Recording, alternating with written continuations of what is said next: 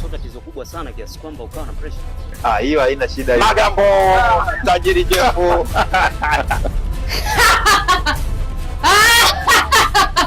Unakuja pale nyumbani simkuti mtu hata nikitaka kupata siku ile. Hebu niweke hivi mama. Sasa Nasri, Ushatoka huko na wake zako huko, saa hizi ndo unarudi hapa.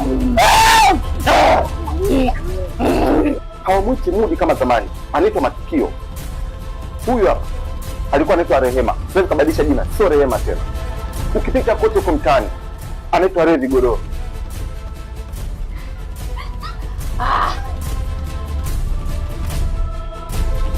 sikiliza ujue angalau masikio yako. Sawa?